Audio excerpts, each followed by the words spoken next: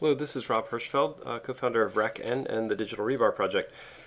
This is a very exciting session because we are going to show you how to install Kubernetes using the Kubespray Ansible playbooks that are in the Kubernetes community. So Kubernetes incubator Kubespray.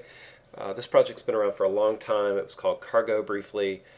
And it is remarkably stable, well thought out, community maintained Ansible playbooks to install Kubernetes. I've blogged about this a whole bunch. I've written some articles. It's really, if you want to install Kubernetes, especially on premises, this is a fantastic way to do it. It's not the only way, but fantastic way to do it. It has upgrade patterns and security, and it really, they really drive to keep up with everything that's going on. So very exciting stuff. Check this out. And I'm stalling because it's actually embarrassingly simple for how to get this going. I have a previous video showing how I built this system for Digital Rebar. I'd created 10 servers in Packet and brought them up. I built the Digital Rebar. So that video is going to show you how to install Digital Rebar and then connect Packet servers to it. Very straightforward. About 15 minutes of video there. And then this is the Digital Rebar interface. This is right where we left off that other video. You don't have to stop. Watch this video all the way through and then go back to that first video. So in this case, we have the machines. We've got the basic stuff set up. I'm going to bring in some racking content. This is open content, so you're free to use it. As you don't have to register or anything like that. So the Kubespray content here. You don't even need this. You could build what I'm showing you by hand if you wanted, but this will get you started a little bit faster. So what this does is it builds some profile and parameters that we are about to use to make this demo go a little bit faster. So the content pack pre-populates all sorts of things in Digital Rebar, from boot environments, parameters, templates, profiles. Pretty much anything that you do, we can bundle together and distribute as a content package. And that's super handy for being able to manage your own infrastructure as code, because you can manage these things and then upload them to your Digital Rebar endpoints. Or you can take advantage of the community ones we have. You'll notice that the ones I just added into the system are read-only. They have these locks on them. So I've got a couple of ways I can add these profiles match the groups in Kubespray, and they don't have anything in them. If I wanted to, I could override parameters for the kubemaster group and have those included. I'll show you what that looks like.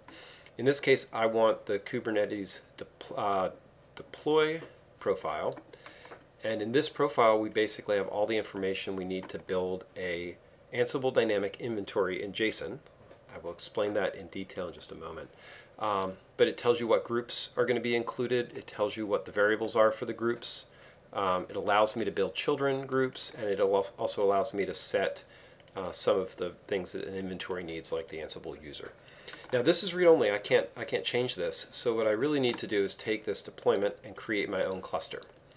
You'll notice I've got one pre-baked, so I can show you what that looks like too. But we're going to go ahead and clone. We're going to call this one.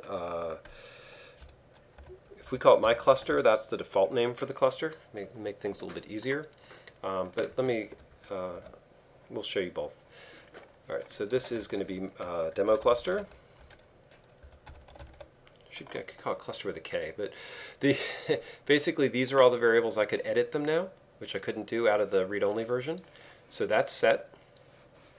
So if I come back into the profiles, you'll see my cluster is down here. It's not read-only, so I could modify it.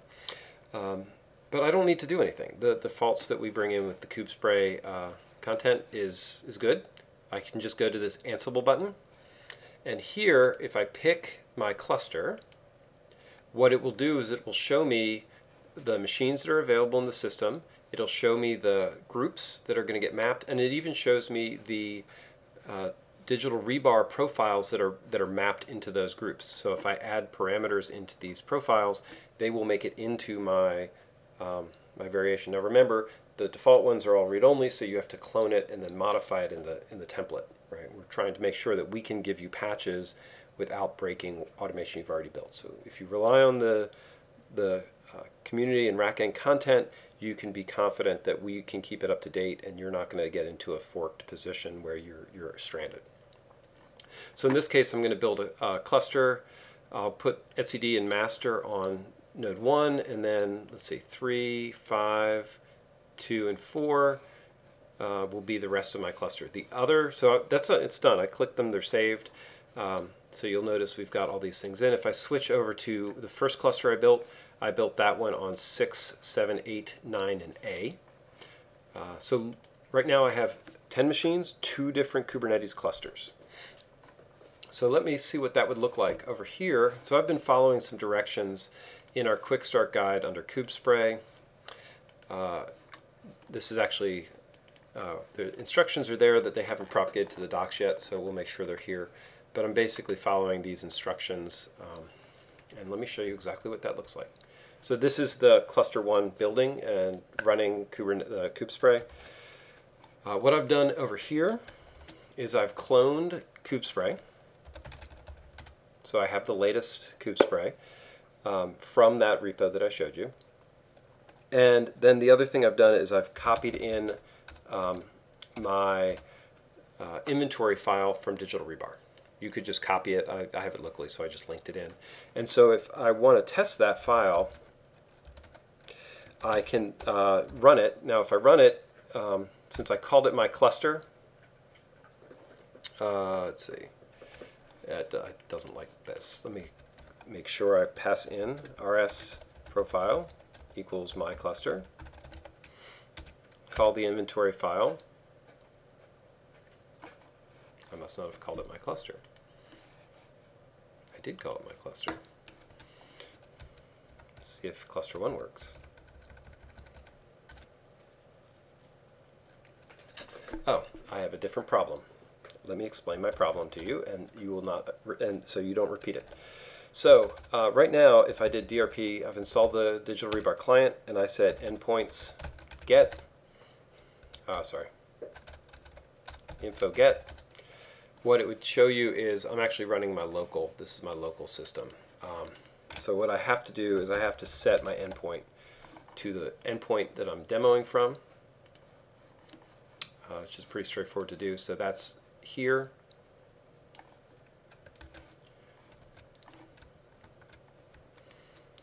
All right, I'll minimize this presentation.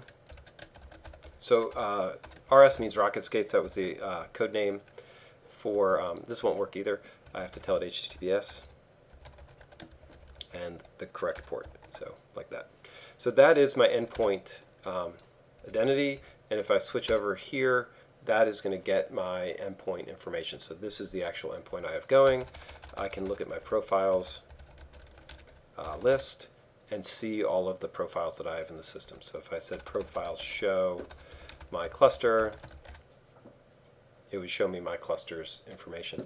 The reason that earlier Ansible call didn't work is that my local Digital Rebar endpoint doesn't have any clusters defined, so it's going to fail that. So if I jump straight back, I'm just going up into my history to look at my profile, my cluster profile.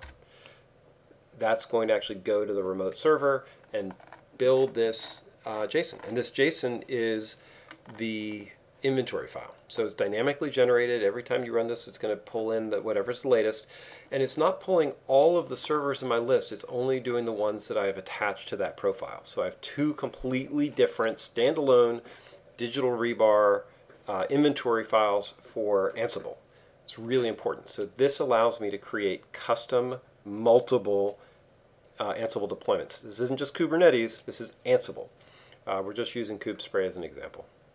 It's generic Ansible playbook functionality. So, so this is giving me all the information I need. It's showing me my different groups and things like that. And at that point, I'm pretty much ready. It's handy to not just assume that this is all going to work before I launch into another playbook. So what I really want to do is I want to be able to go in. Oh, let me show you what it would take. So if I wanted to use profile 1, I can just pass in my profile for cluster 1. Like that. So I could export it or I could pass it in, and that will allow me to then use cluster 1. So this machine is getting 7, 8, 9, and the default that I was showing you was getting, should be getting, yep, 1, 2, 3, 4, 5. All right. So if I actually want to use Ansible now,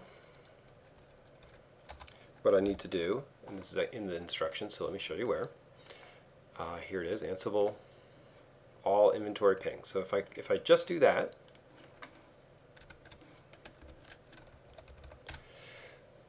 that's going to use this inventory file using my cluster as the default. I could set the cluster and change it if I wanted, just like I showed you.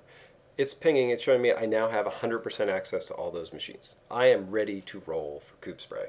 And being ready to roll for Kubespray is pretty straightforward. So in this case, I'm going to do exactly what the instructions say, which is, sorry,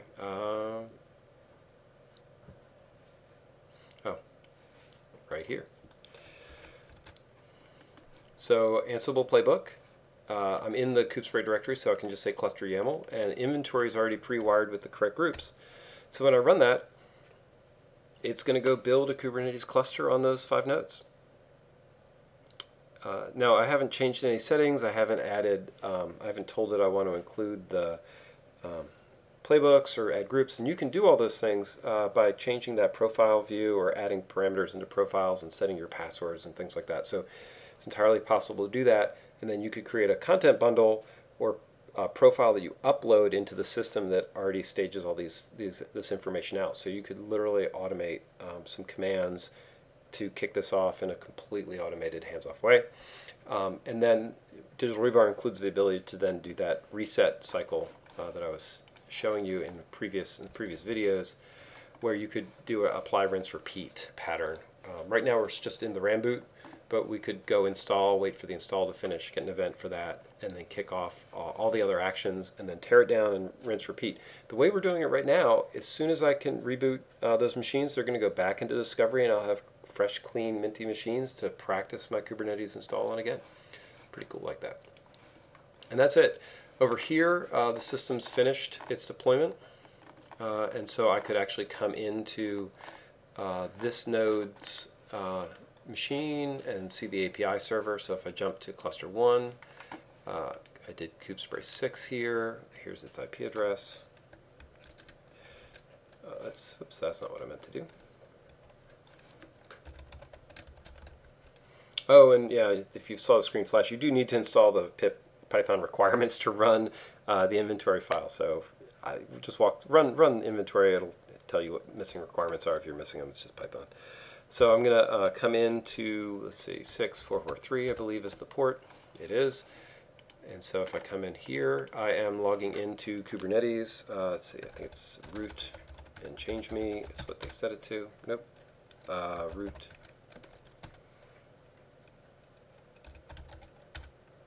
Oh, kube. I don't know. I need to look it up. Yep, it's kube and change me. And it brings me to the API server. So I now have, this is the result of installing Kubespray completely vanilla. It looks like I do have a UI, so I should be able to hit the UI server.